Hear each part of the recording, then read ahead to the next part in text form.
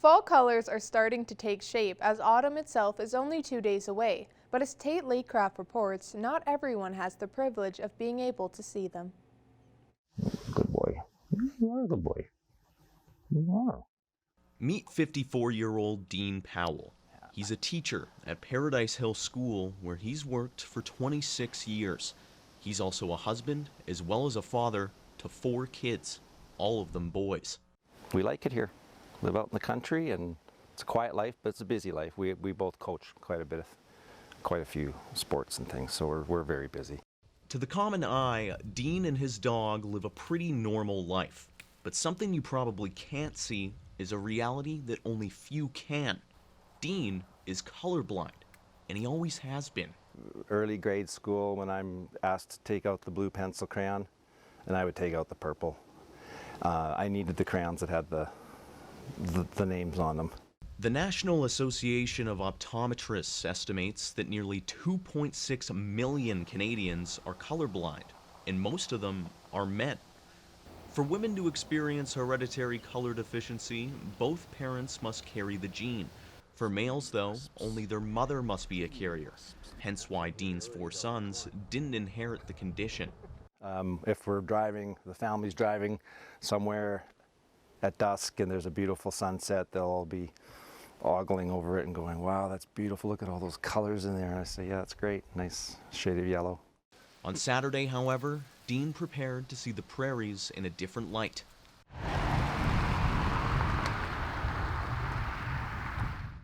"26 kilometers west of St. Walburg lies the hamlet of Frenchman Butte. On Saturday, members of its 53-person community prepared to reveal a brand new piece of technology, a colorblind viewer, the first of its kind in Canada. So about 3 years ago is when this part of the vision was born, where we were looking for what would be the thing that would bless our community, what would really highlight our community. The viewer contains N-chroma lenses, which enable people with color blindness to see a wider range of clear, vibrant colors. Dean wasn't the only one anticipating the reveal, though, as 79-year-old Murray Coolidge told a familiar story. Yeah, I remember probably in about grade 1 or 2 coloring a fabulous fox, and all the kids laughed and remarked at how come I got a green fox. And so it wasn't a red fox at all, but in my mind it was red. With greetings made and stories told, there was only one thing left to do. We declare this colorblind viewer officially available for everyone. Woo! Amen. Oh, wow. Yeah. Can you look at the people, too? I want to see what they're all wearing. Oh, wow. Your shirt's very colorful.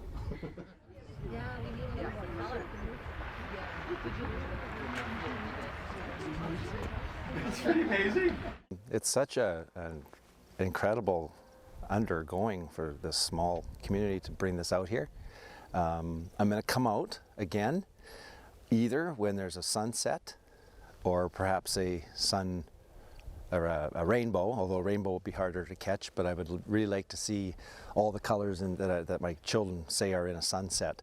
It was very good. I'm going to spend some more time at it for sure, just to take closer looks, but on the first impression it was quite impressive. For Primetime Local News Lloydminster, I'm Tate Lakecraft.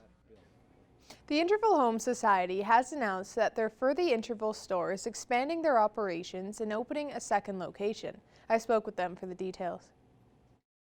I'm joined here now with Social Enterprise Manager Krista Mullally, and I'll get you first of all just to talk about your excitement with the second location opening.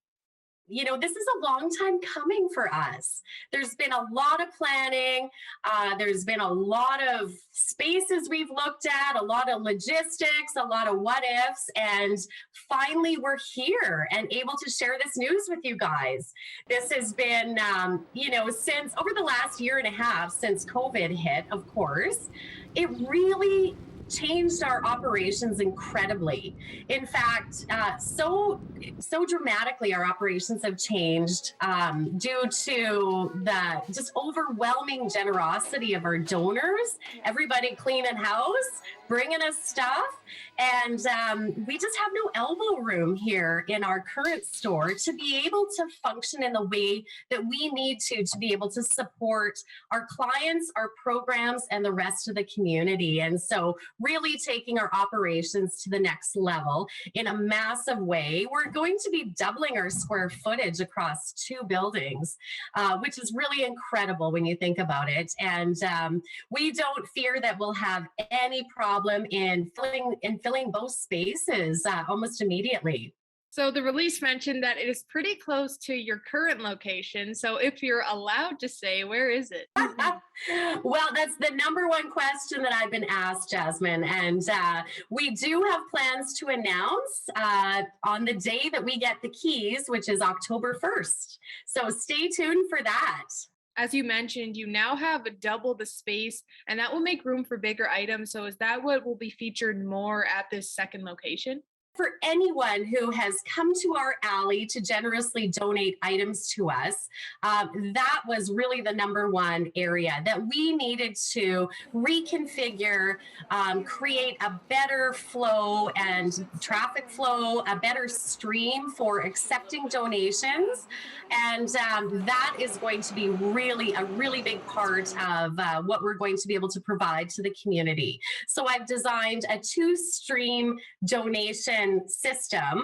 One of those lanes is whereby folks will be able to self-serve. In fact, and so they can bring their sorted donations in.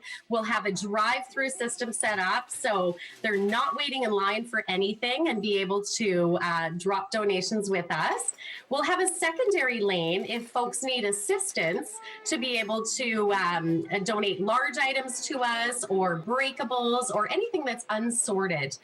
We'll have an assisted lane that again will be a drive-through lane, and within that we've got a 2-story building we're moving into, which is a massive space. In addition to that, of course, we got a lot of things going on here, but in addition, we're going to, rather than moving large items from where they're received at our new donation site, we're going to open a secondary retail location there that will provide a great showcase space for our furniture items, beds, and all sorts of other fun things that we think will be a better fit over there. So this sounds really exciting for you guys. And as you mentioned, you're getting the keys on October 1st. So how long after that can we expect the opening? So we've got a 5-week construction schedule across both of our locations, and that's going to start October 1st. We've had a lot of questions about whether or not we're going to be opening a Thriftmas on 50th location again this year, and our goal is to be able to embed our Thriftmas into both of our retail locations. And so my drop dead date to have everything dialed in on the floor, ready to go is the middle of November. And so within that, of course, through our construction schedule, we've got, there's a lot of logistics, obviously, with 2 sites and moving part of our operations. And so we do have a planned approach to be able to certainly move some of our, as we renovate at the other space, we'll move over some of those departments, and then it's all going to be happening at once. Thank you so much for your time today, Krista. You are very welcome, as always. It's time now for this week's retrospect. Here's Blake Nath.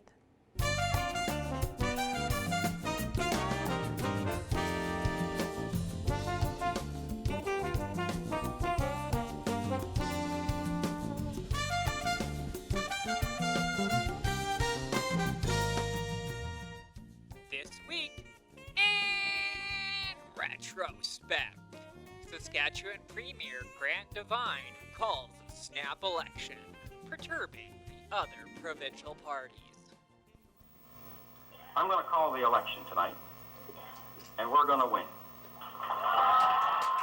through phone lines to each Tory constituency office in the province Friday night. Premier Grant Devine called the election for October 21st. Candidate Jerry Spence and members of his Turtle Ford constituency listened in on the announcement and prepared to hit the campaign trail. But first, Devine made a move on the NDP. I challenge Mr. Romano tonight to get off of Highway number 11 between Regina and Saskatoon and meet me in Yorkton for a leaders' debate on October the 1st, Swift Current for a leaders' debate on October the 9th, Prince Albert on October the 16th, and Lloydminster on September the 25th, and we'll talk about leadership and vision for the province of Saskatchewan. I find this challenge of Grant Devine's really to be a bit of a joke.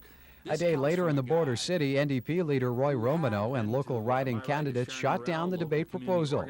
This comes from a person who had an obligation to call the election before this time so that all the people could debate his policies, and he denied this election until the very, very last moment. And in '96, a local recording studio enters the future and goes digital.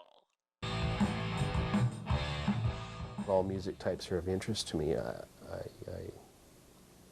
I love music. Rob Barron has had a deep love of music for as long as he can remember, playing in numerous bands, including Lloydminster's The Bounce.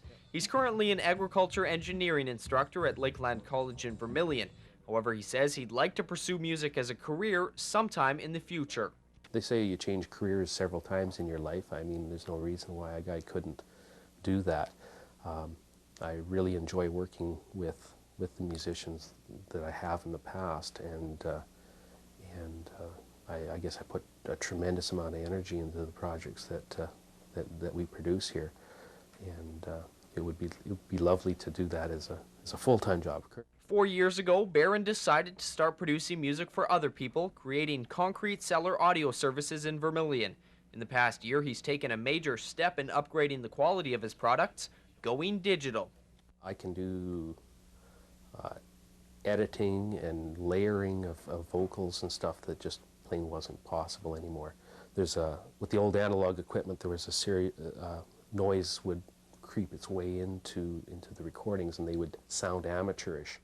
And that's all for this week in retrospect. Retrospect this week is brought to you by Webb's Ford. Worth your while to drive the extra mile. Webb's Ford in Vermilion. Now Shelby Clark will take a first look at this week's weather.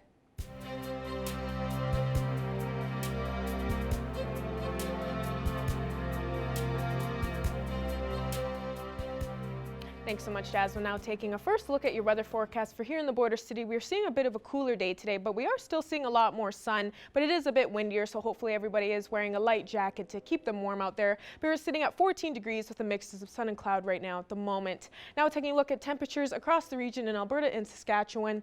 Lac La Biche is at 15 degrees, as well as in Bonnyville. Cold Lake is at 17, while most are at 16 degrees, and Edmonton is seeing that 15-degree mark, and Wainwright and Provost are a bit warmer at 17 and 18 degrees.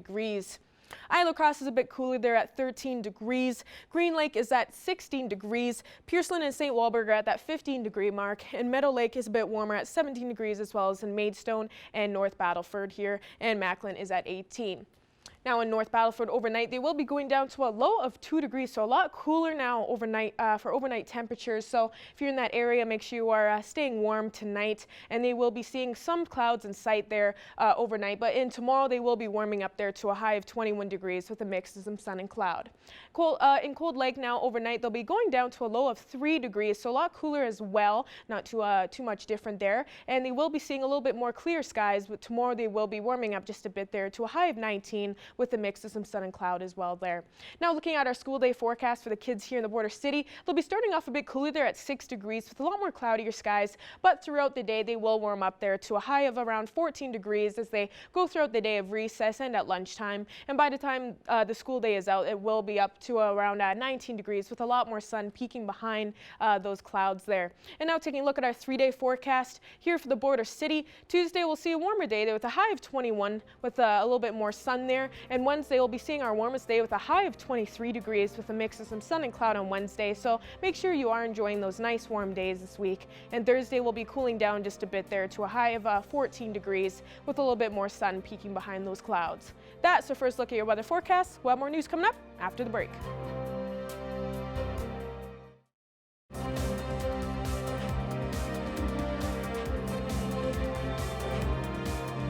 Welcome back. CITL has announced a plan to increase broadband connection to rural Saskatchewan. Jillian Code has more.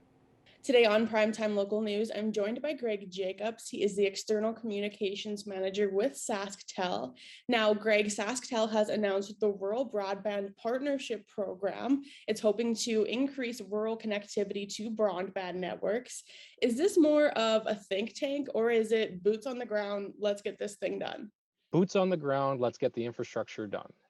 We at CITL, we invest more in broadband infrastructure and in communications infrastructure in Saskatchewan than any other communications provider in the province.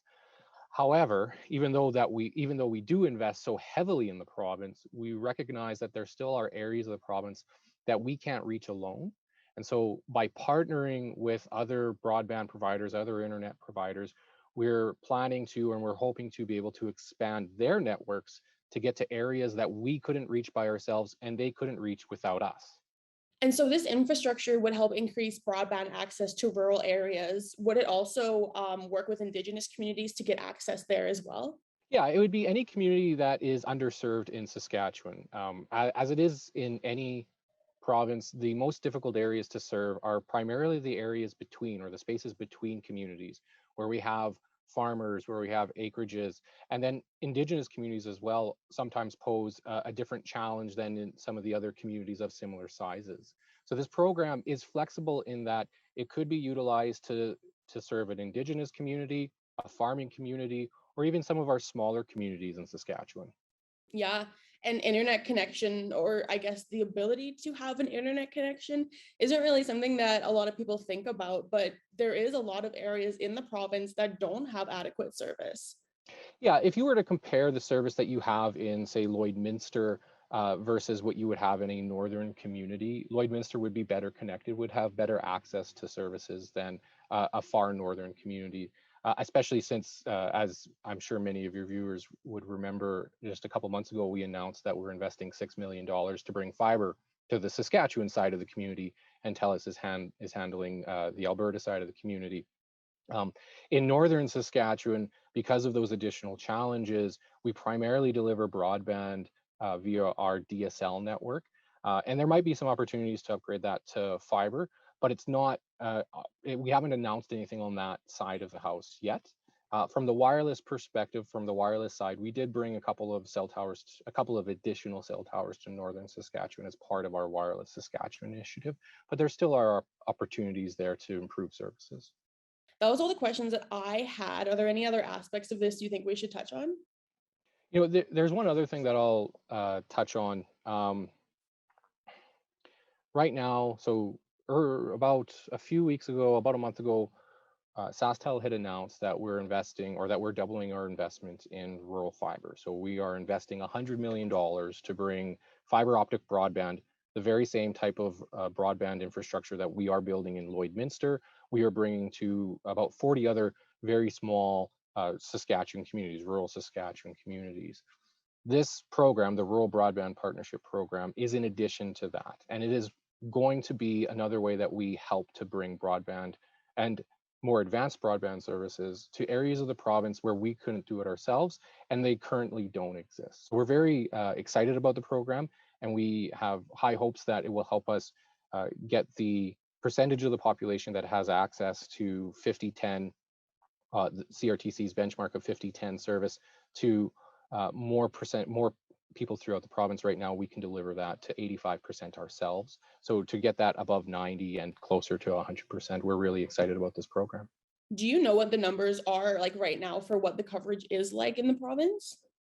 So percent of population in communities is a little bit different. We can measure on both sides. So from CITL, just CITL alone, so this doesn't include the contributions from other broadband providers in Saskatchewan, SaskTel alone, we offer that CRTC benchmark of 50/10, 50 megabits per second download and 10 megabits per second upload or better in over 350 communities throughout Saskatchewan. That equates to about 85% of the population of the province. And broadband connection really has, evolved over the past, even decade, even less than that, something that used to be considered, a privilege, a luxury, something like that. It's an essential service now in 2021. You have to have that connection. Very much so. We're doing this interview very much over a broadband connection, right? And having access to that infrastructure is a game changer, which is the whole purpose of the program, is to bring this type of connectivity to more residents of our province. Absolutely. Yeah, that's wonderful. Greg, thank you so much for taking the time to chat with me. Thank you. Take care. Now we'll take a look at your egg prices.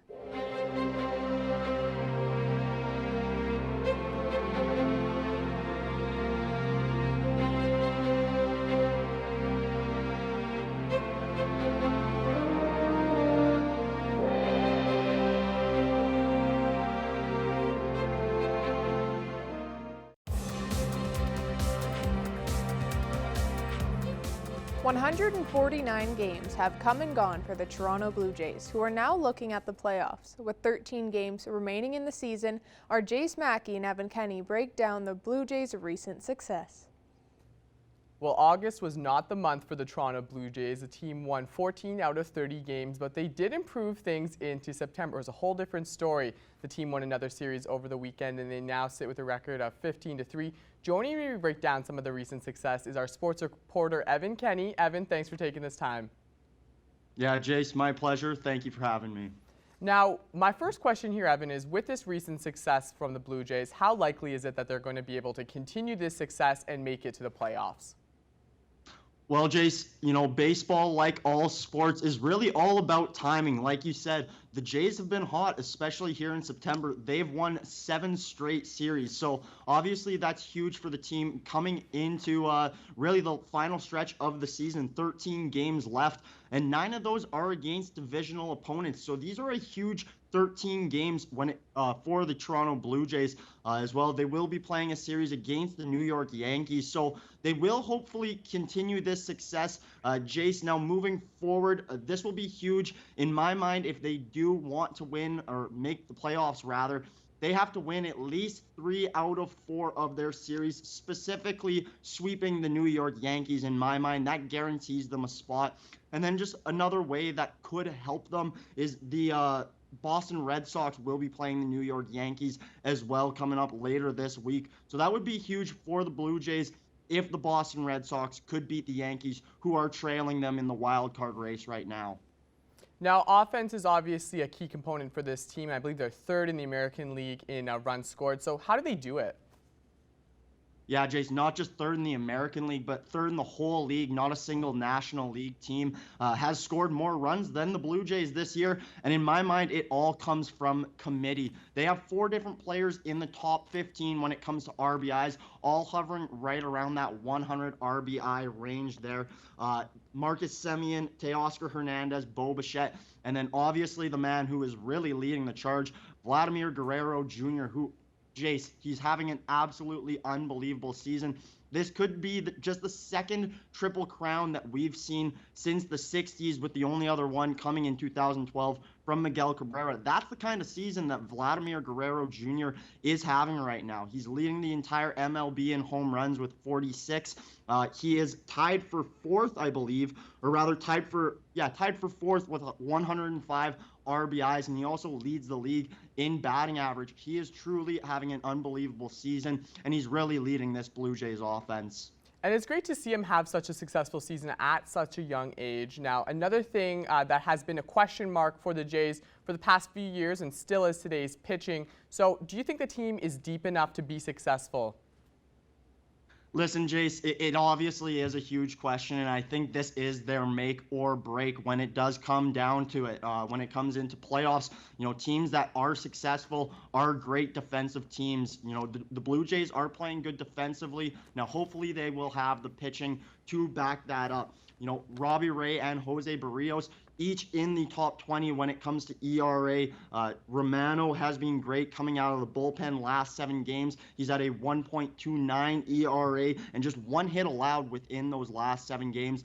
The big question mark, for me at least, Jace, when it comes down to this, is Hyun-Jin Ryu. Last season, he was huge for the Blue Jays. Robbie Ray has kind of taken over that spot as the #1 pitcher. Hyun-Jin Ryu is currently out on the 10-day injured list with a neck strain. But if he comes back strong, I think that could be absolutely huge for the Blue Jays. Now, Evan, I'm going to throw a hypothetical at you. I know it's always hard to answer a hypothetical question, but fast forward a few weeks, the Jays make the playoffs. How are they going to fare in the playoffs? Well, Jace, if they do make the playoffs, it is 99% going to be as a wild card team. As of right now, it is the Blue Jays and the Boston Red Sox in those 2 wild card positions, with the New York Yankees trailing them by a game and a half. So let's say they are playing the Boston Red Sox. I honestly like how they are looking. Jays, in their most recent series against the Red Sox, the Toronto Blue Jays won 3-1 in that series. Now, across the entire season series, the Blue Jays are down 7-9, but they have been able to keep those series close and those games close. Now, when we look at the standings here, the Boston Red Sox have allowed more runs than the Jays, and as we just said, defense and pitching is where the Jays' question marks are. So I do like how the Jays are sitting, and I think they would win that wild card contest, Jace. Well, Evan, thank you so much for taking this time. And the Jays are in action now with the series against Tampa, and they wrap up their season on October 3rd. Now Shelby Clark will take another look at your weather forecast.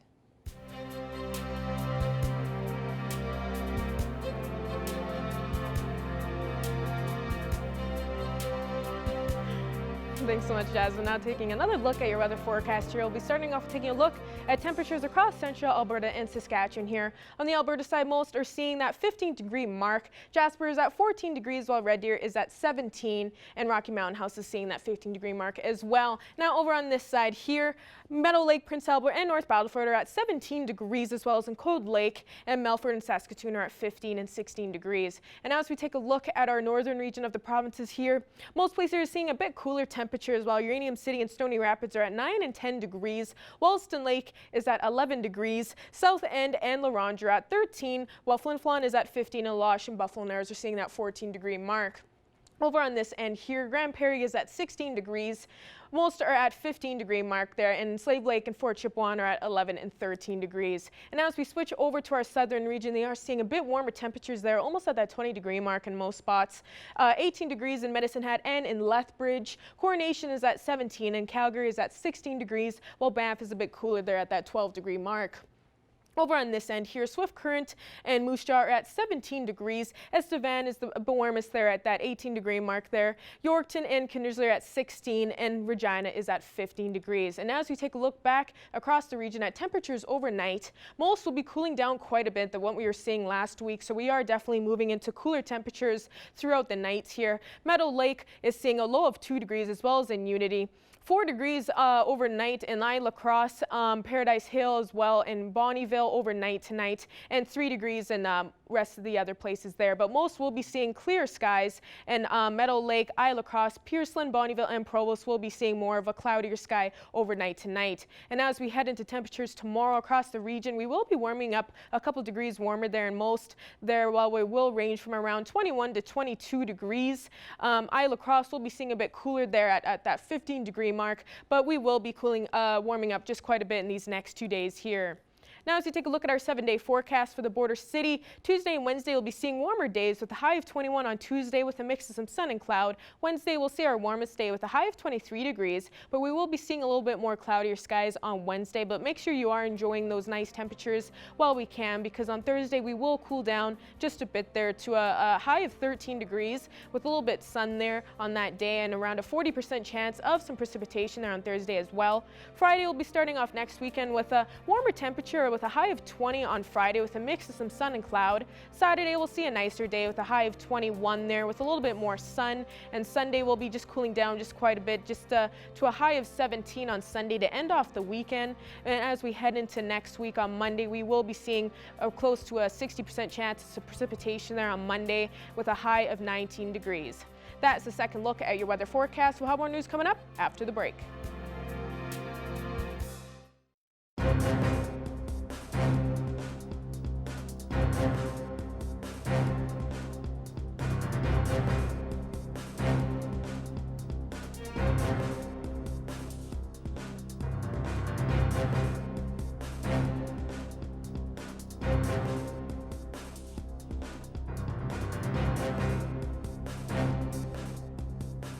Today, I'm joined by Lauren Davidson, one of the organizers of what will be the first annual Pumpkin Fest coming to Lloydminster on October 1st.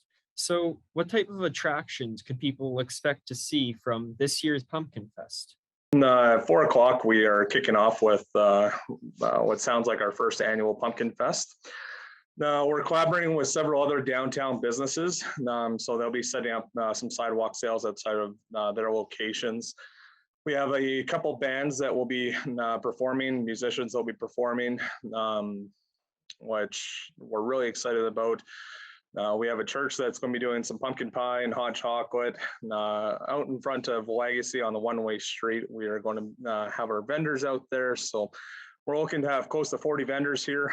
We'll be doing some pumpkin carvings. Anyone can partake in the pumpkin carvings. We also have some weather working demonstrations. So Dave Recklow, he's going to be doing the weather demonstration. At 7 o'clock, we're doing a lighting of the pumpkins. So we've invited in a few special guests to do the judging of the pumpkins, and there'll be a little giveaway to whoever does the best pumpkin. So let the best man win, or a woman. And also, will you be setting any limits on the number of participants that can enter based on, well, the number of pumpkins you have? Yeah, absolutely. So there is going to be a cutoff. Now, we are still working with local farmers and businesses about acquiring all of our pumpkins. So that is to be determined as far as the amount of pumpkins that we have, but hopefully we'll have enough for everybody that wants to participate. And is there any admission price for this event, or is it free? No, the event is definitely free for anybody to come down to enjoy our local downtown, not just in front of us, but also a bunch of the sidewalk sales that will be going on. So bring your entire family. So with the new COVID precautions and restrictions recently announced, is there anything that you guys will be doing to make your event as safe as possible? Yeah, so obviously this whole COVID situation kind of changes weekly. You never really know what's going to happen, but this time we ensured that we would actually book the entire one-way to close it off so that we could properly socially distance not only our vendors, but also anyone that comes in. We're going to be a nice, airy outdoors area. There's going to be plenty of room for people to kind of wander safely. As far as on our side, we don't really have any mandatory restrictions. We'll be following whatever the Saskatchewan government lays out for us. What are some of the events you're most looking forward to for the Pumpkin Fest this year? So I'm really looking forward to the lighting of the pumpkins. This is something that we're looking to do on an annual October 1st basis. I think it will really give a cool kind of atmosphere to the downtown and show off some people's talent. So super excited about the lighting of the pumpkins.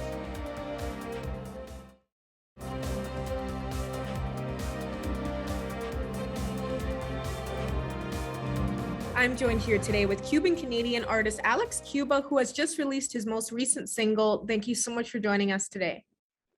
My pleasure. It's really nice to be here talking to you today. Thank you. What's all involved with this newest release of yours? It's I think it's my fourth single from the new album, and that is something that I'm very excited about. With this song, and the video was mainly done in Cuba, in Havana, and so I couldn't go. So the director came up with the idea of, what if I turn you into a cartoon? Would you be happy about that? And I'm like, hell yeah, of course. Let's go, let's do it. And it actually turned out really, really, really great. I'm blown away, and I'm really happy and excited for people to see the video, So would you say there was an inspiration for the cartoon idea for the video aspect then? I think the idea, well, it was easy for the director to get inspired, just put it that way, and totally visualized it and made it happen. Yeah. Is there something different with this single compared to your previous songs?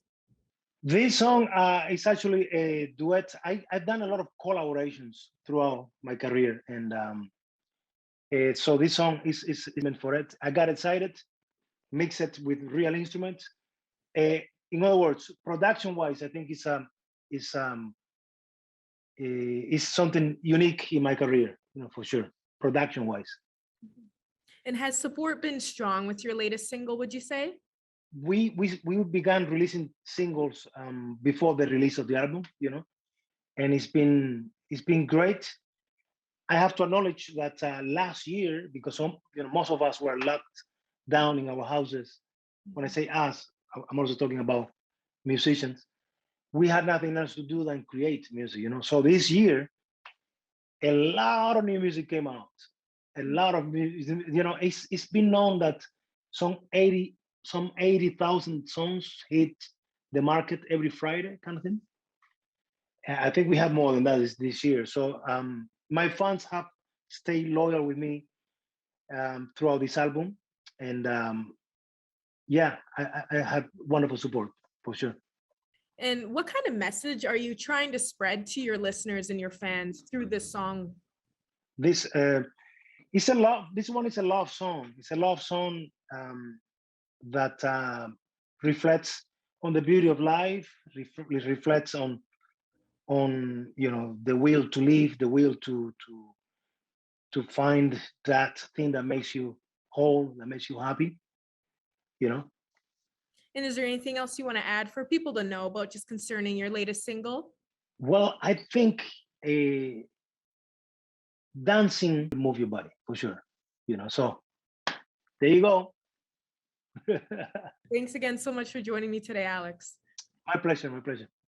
All the best. Now taking a final look at your 7-day forecast as we go through tonight into tomorrow. There on Tuesday, we'll see a high of 21 with a mix of some sun and cloud there. Wednesday, we'll have our warmest day there with a high of 23, so make sure you're enjoying those nice days. And we'll be cooling down a bit on Thursday there with a high of 13 degrees. Friday, we'll be seeing a high of 20 to start off this nice weekend and a high of 21 on Saturday. And Sunday, Monday, we'll cool down just a bit there with a high of 17 and a high of 19 on Monday.